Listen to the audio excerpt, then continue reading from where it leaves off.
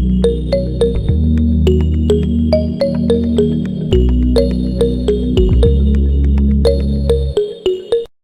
everyone! Welcome back to another episode of Project Accounting. So for today's episode, we're gonna apply what we have learned about journalizing and posting business transactions and preparing trial balance. So tapos na tayo sa problem solving 8-1. Pumunta naman tayo sa problem solving 8-2. So the following trial balance of Lavan Long Laundry Shop does not balance. So take note na may correction tayo dito sa trial balance, which is yung cash dapat nasa debit side siya at yung unearned service revenue dapat nasa credit side siya. So ang total debits na natin is 14,562 and ang total credits na natin is 15,246. So each of the listed account has a normal balance per the general ledger, and an examination of the ledger and the journal reveals the following errors. Number 1. Cash received from a customer in payment of its account was debited for 850 and accounts receivable was credited for the same amount. The actual collection was 580. Number 2. The purchase of a computer on account for 710 was recorded as a debit to supplies for 710 and a credit to accounts payable for 710. Number 3. Services were performed on account for a client for 980. Accounts receivable was debited for 980 and service revenue was credited for 98. Number 4.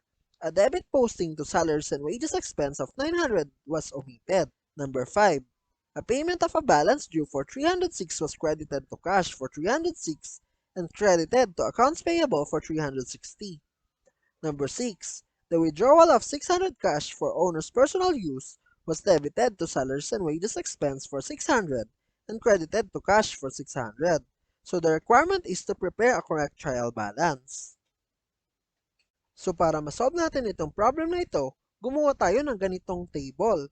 So sa first column, isusulat natin lahat ng accounts mula dun sa trial balance. Then sa second column naman, yung mga amount na nasa unbalanced trial balance. So lahat ng debits ay gawin nating positive and lahat naman ng credits ay gawin nating negative. Then after this, isa-isahin na natin yung mga na-discover na error. Number 1. So naka-receive daw tayo ng cash from customer amounting to 850 pero ang actual na nakolekta lang is 580. So sobra yung ni-record dito at since nakikita natin na dalawang accounts ang affected, need nating gumawa ng correcting entry para itama yung erroneous entry made. So ang erroneous entry made dito ay debit cash 850 at credit accounts receivable 850.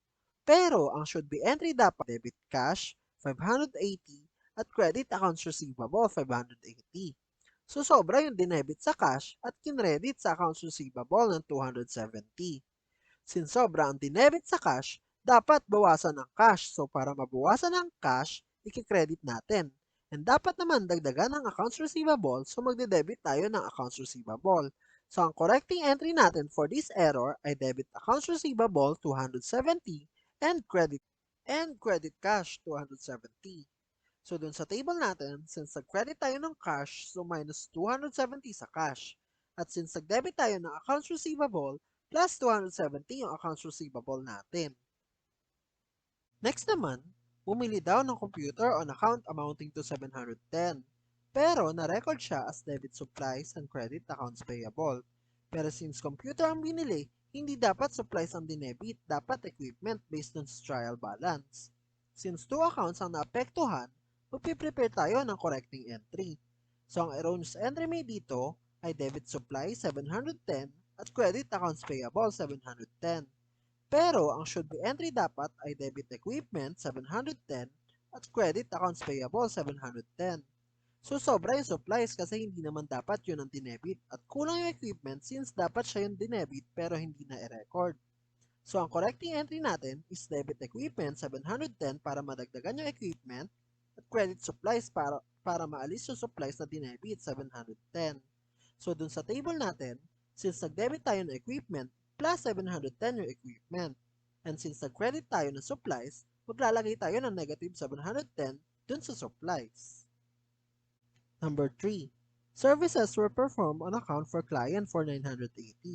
Tama na dinebit yung accounts receivable at credit service revenue. Tama rin yung amount na dinebit sa accounts receivable na 980. Kaso mali yung amount na kinredit sa service revenue kasi 98 lang. So kulang yung amount na kinredit sa revenue ng 882 which is 980 minus 98. Since isang account lang ang affected, hindi na tayo gagawa ng correcting entry. So para madagdagan yung service revenue natin, maglalagay tayo ng negative 882 sa table sa service revenue since credit ang normal balance ng revenue. Number 4. Hindi daw nakapag-debit ng salaries and wages expense na 900. So kulang yung debit sa salaries and wages expense. Since isang account lang ang affected dito, hindi na tayo gagawa ng correcting entry gaya kanina. So para madagdagan yung salaries and wages, plus 900 tayo since debit naman yung kulang, hindi credit. Number 5. Nagbayad daw ng utang amounting to 306. Tama na credit cash for 306.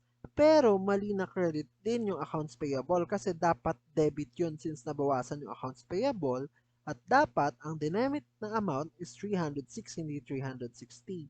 Since accounts payable lang naman yung mali dito, hindi na tayo gagawa ng correcting entry. So paano natin i-correct to dun sa table natin?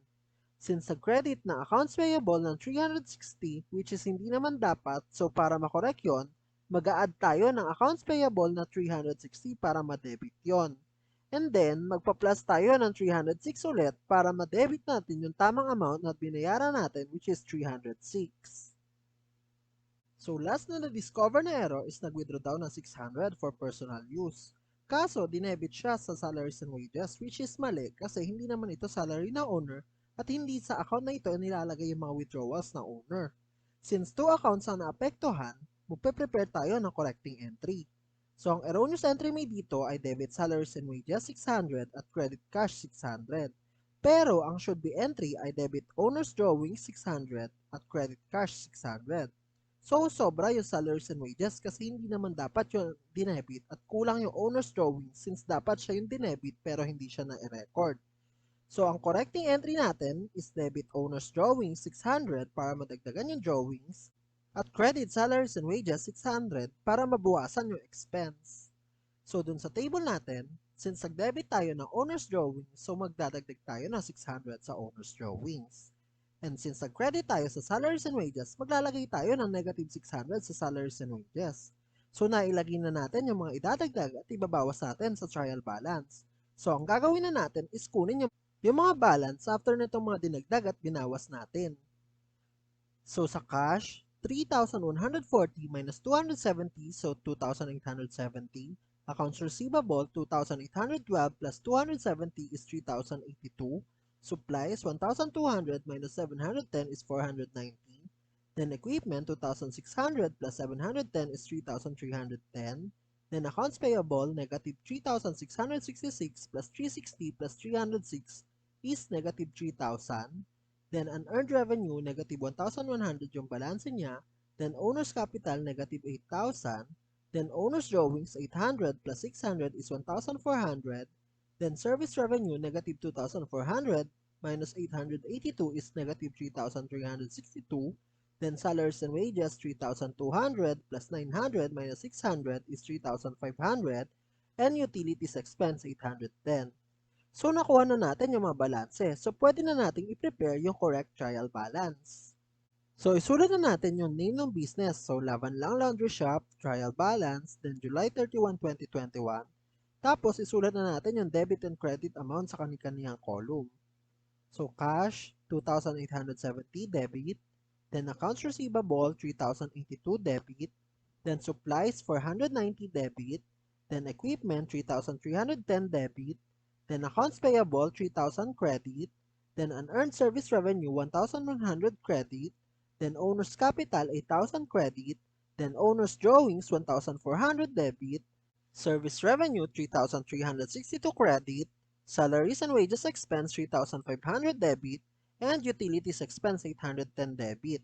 So, ang total ng debits and credits natin is 15,462. So to summarize what we have learned today, the ledger provides the balance in each of the accounts as well as keeps track of the changes in these balances. If journal is called the book of original entry, ledger is called the book of final entry. Posting is the process of transferring the entries from the journal to the accounts in the ledger. Chart of accounts lists the accounts and the account numbers that identify their location in the ledger. A trial balance is a list of accounts and their balances at a given time. The trial balance proves the mathematical equality of debits and credits after posting. If you like this video or if this video helped you, please give a thumbs up and subscribe for more episodes. Thank you!